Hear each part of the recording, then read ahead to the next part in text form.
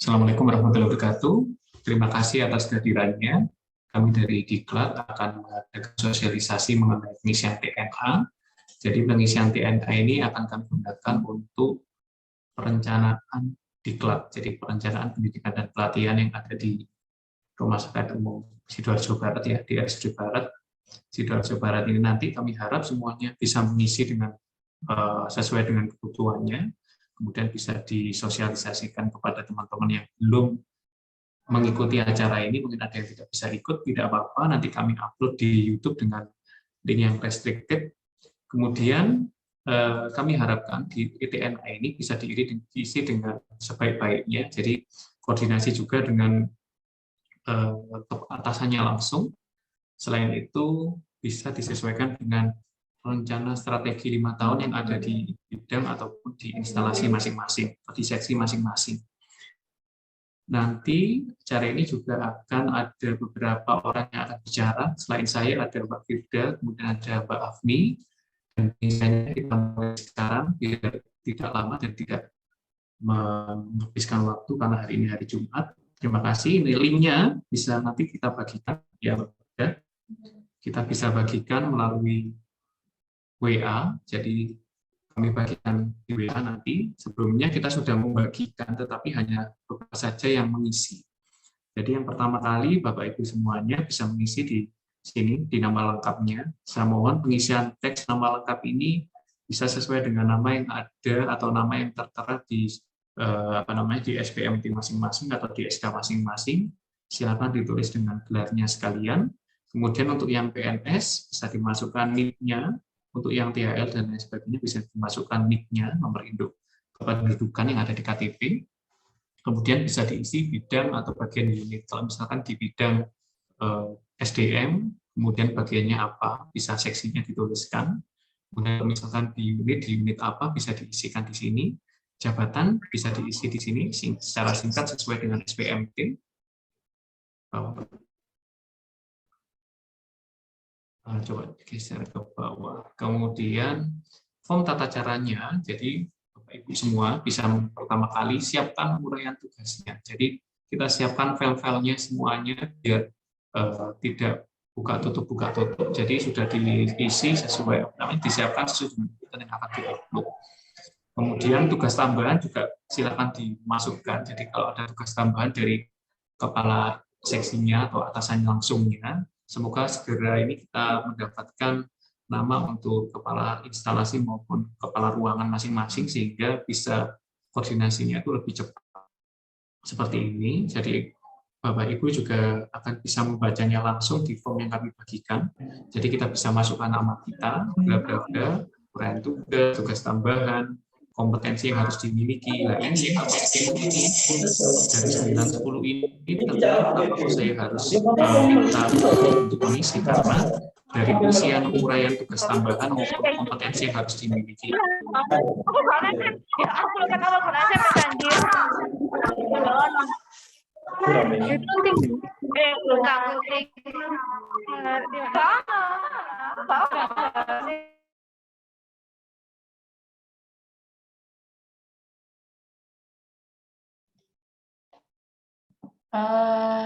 Mbak Mas, mohon maaf sebelumnya mau melanjutkan dari penjelasan Dr. Arif karena kebetulan koneksi beliau terputus. Jadi berikut terkait dengan tata cara pengisiannya mungkin bisa dicermati dulu, dipahami sebelum mengisi ke isian berikutnya. Untuk yang pertama, ketika sudah mengisi terkait dengan identitas, dimohon Mbak Mas semua mengisi terkait dengan identifikasi uraian tugas. Karena apa? Karena dari identifikasi uraian tugas ini menjadi dasar Mbak Mas semua atau dasar buat kita juga di Diklat untuk merencanakan pelatihan juga. Jadi yang pertama terkait dengan uraian tugas Mbak Mas ini apa di sini? Contohnya ini sudah kami berikan contoh seperti melakukan dokumentasi proses keperawatan pada tahap pengkajian dan lain sebagainya. Itu disesuaikan dengan uraian tugas Mbak Mas semua. Kemudian ada uraian tugas tambahan, misalkan Mbak Mas masuk dalam anggota komite Nakaslan, misal, atau masuk dalam anggota Renstra atau apapun itu bisa ditulis di uraian tugas tambahan. Kemudian yang ketiga adalah kompetensi yang harus dimiliki. Untuk kompetensi yang harus dimiliki ini disesuaikan dengan tugas, dengan identifikasi uraian tugas Mbak Mas semua. Misalkan Mbak Mas sebagai perawat nih, uraian tugasnya itu apa aja. Terus dari uraian tugas itu kompetensi yang harus dimiliki Mbak Mas semua itu apa, itu dituliskan. Kemudian untuk kompetensi yang tidak dimiliki, dari kompetensi yang tidak dimiliki ini dijelaskan dari identifikasi tugas itu tadi, yang sekiranya kompetensi yang belum Mbak Mas miliki itu apa? Misalkan Mbak Mas akan ditaruh di NICU, Mbak Mas perawat ditaruh di NICU, kemudian Mbak Mas masih belum memiliki kompetensi terkait dengan keperawatan NICU, nah itu bisa dituliskan di sini. Kemudian untuk yang nomor 5 ini kompetensi yang perlu dikembangkan. Jadi misalkan dari kompetensi yang ada itu, sekiranya menurut Mbak Mas ini kompetensi saya tuh masih sedikit ini, nah itu dituliskan aja kompetensi yang harus dikembangkan itu apa. Kemudian dari identifikasi itu muncullah usulan pelatihan. Usulan pelatihan, Mbak Mas bisa menuliskan yang pertama pelatihan yang diusulkan. Misalkan dari kompetensi yang tidak dimiliki, saya tuh masih belum dilatih NICU, tapi saya ditempatkan di NICU, terus ditulislah mau pelatihan dengan NICU. Jenis pelatihannya apa? Bisa dipilih pelatihan internal atau eksternal. Pelatihan internal itu pelatihan yang diadakan di rumah sakit ini sendiri. Kalau eksternal di luar rumah sakit, dipilih aja. Terus itu dengan metode pelatihannya klasikal atau non klasikal. Boleh menyala Mbak Firda. Ya, untuk yang eksternal maupun internal, Bapak Ibu semuanya atau yang belum di-mute, minta tolong di-mute ya. Yang meeting langsung. Ya, di-mute aja. Untuk yang pelatihan eksternal maupun internal itu kita bisa buka di Siapel ya, Mbak ya. Coba klik nanti buka Google, kemudian klik Siapel. Siapel itu nanti klik aja di sana, nanti kalian bisa pelatihan apa saja yang kalian butuhkan dan apakah itu sesuai dengan yang kalian butuhkan. Itu konsul dulu dengan atasan langsung, karena tidak mungkin kami bisa mempelajari oh ini harus butuh ini, tetapi atasan langsung yang bisa langsung tahu. Sebagai contoh, pelatihan NICU itu yang kompetensi apa saja yang diharapkan oleh ruangan atau oleh instalasi yang bersangkutan. Nah, itu didiskusikan, buka Siapel, download download tornya yang ada di sana, kemudian sampaikan ke kami pelatihannya namanya ini. Jadi kita nanti bisa klik pelatihannya itu yang kita pilih yang mana, kemudian kompetensinya apa saja yang mau kita dapatkan dari pelatihan ini, harganya berapa, jumlah harinya berapa, dan sebagainya, sehingga kita bisa merencanakan anggaran yang di tahun depan, kemudian kita bisa merencanakan hari masuk kalian itu seperti apa, seperti itu. Karena pelatihan untuk tahun 2023 itu harus direncanakan di 2022. Jadi setahun sebelum pelaksanaan kita harus merencanakannya. Silakan Mbak Firda.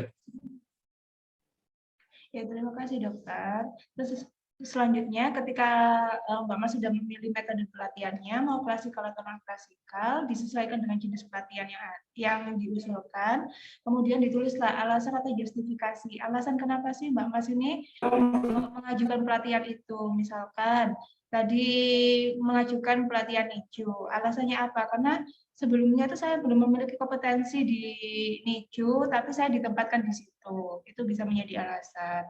Kemudian jika memang masih ada pelatihan yang ingin diusulkan, bisa lanjut ke usulan berikutnya. Dengan klik ini lanjut berikutnya. Tapi kalau misalkan dari identifikasi tugas itu tadi sama identifikasi kompetensi dirasa cukup, bisa diklik selesai. Untuk pengisian di form selanjutnya, saya kira sama, pelatihan yang diusulkan ini apa, cuma disesuaikan dengan identifikasi kompetensi yang belum tercukupi tadi. Misalkan tadi kan NICU, terus kedua ini Mbak Mas diberi tanggung jawab untuk menjadi anggota komite PPI misal. Nah, ini bisa dimasukkan pelatihan yang diusulkan, pelatihan terkait dengan PPI. Jenis pelatihannya apa, metode pelatihannya menyesuaikan, alasannya juga menyesuaikan. Terus lanjut seperti yang di awal. Jika memang dirasa belum cukup, maksudnya dari identifikasi kompetensi itu dirasa masih belum ada yang tercukupi, Nah, itu bisa klik lanjut berikutnya, atau kalau dirasa sudah selesai, bisa diklik selesai. Begitu seterusnya, sampai kita sediakan ada 8. Ada prioritas, ada 8 prioritas untuk setiap orang. Mungkin itu sih, Dok. Saya kembalikan ke Dr. Ari. Ya, terima kasih. Untuk sementara kita isi untuk di pelatihan seperti itu ya, Mbak Firda. Jadi nanti ada beberapa bid form yang akan kita bagikan. Tapi sebelum kami membagikan form, ada beberapa penjelasan yang kami akan melakukan sosialisasi dulu melalui Zoom, dan ada kita upload di YouTube dan linknya itu kami restricted. Jadi nanti kami bagikan ke Mas Mbak atau Bapak Ibu semuanya sehingga bisa tersampaikan. Jadi misalkan Bapak Ibu semua ini ada yang masih menerima penjelasan dari Dr. Afif di UGD, bisa membuka materi ini selanjutnya. Jadi atau yang lupa, barangkali ada yang lupa bisa buka lagi video tersebut. Seperti itu mungkin Mbak Firda. Apakah ada tambahan lagi atau ini dulu karena waktunya mau habis ya? Untuk sementara mungkin ini dulu. Mungkin kalau ada yang perlu ditanyakan bisa langsung chat saya atau chat Mbak Afni juga bisa. Mungkin itu saja sudah untuk sekarang. Dimohon untuk Mbak Mas yang bisa mengisi, segera dipikir untuk mengisi, karena juga ini dibuat untuk kita sebagai dasar perencanaan di tahun depan juga. Ya, jadi memang ini ya, kita butuhnya itu sesegera mungkin, karena kita akan merencanakan anggaran yang ada di tahun berikut.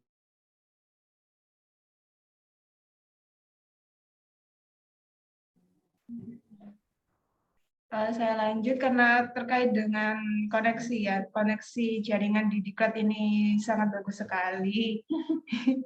Jadi gitu Mbak Mas, mungkin kurang lebih itu sih yang bisa kami dari seksi Diklat sampaikan. Jika memang ada pertanyaan seperti sebelumnya, mungkin bisa chat saya atau chat Mbak Afni dan bisa segera diisi. Oh ya.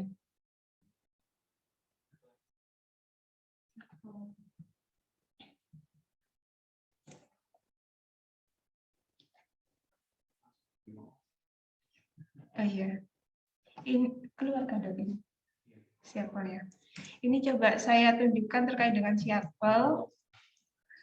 Di sini Mbak Mas kalian tuh bisa melihat pelatihan apa aja yang sudah disediakan dan sudah terakreditasi oleh Kementerian Kesehatan. Ya, dari sini bisa sebagai dasar untuk Mbak Mas semua mengajukan pelatihan apa sih yang ada dan menunjang pelayanan, contohnya. Sebentar.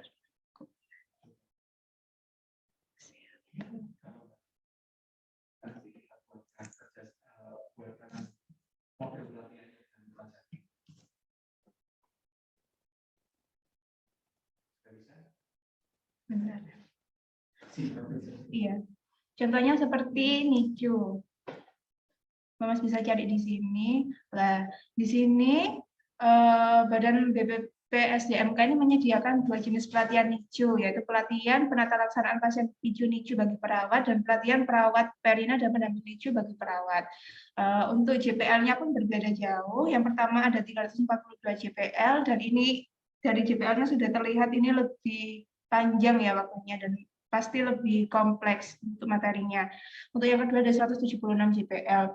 Nah, untuk mengetahui yang mana sih yang cocok buat buat menunjang pelayanan, Mbak Mas bisa lihat di sini, bisa download terkait dengan TOR-nya. Di sini nanti dijelaskan kualifikasi pelatihannya itu, materinya itu apa aja sih. Nanti bisa dijadikan dasar sebagai pengajuan pelatihan seperti itu.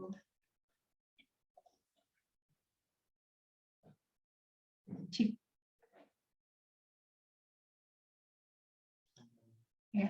Kalau misalkan pelatihannya enggak ada, pelatihan yang ingin diikuti itu enggak ada di sini, bisa ditulis aja, mungkin dikasih keterangan. mungkin dikasih keterangan pelatihan tidak ada di Siapbal, nanti dari seksi diklat akan berkoordinasi dengan penyedia pelatihannya atau mungkin cari penyedia yang bisa mengadakan pelatihan. Mungkin cukup itu yang bisa seksi diklat sampaikan. Terima kasih atas waktunya Mbak Mas. Semoga sosialisasi ini bisa jadi gambaran buat Mbak Mas untuk mengisi form TNA. Terima kasih atas waktunya. Saya tutup. Wassalamualaikum warahmatullahi wabarakatuh. Waalaikumsalam warahmatullahi wabarakatuh. Terima kasih. Mohon ditindaklanjuti dalam waktu 1 minggu ini. Terima kasih.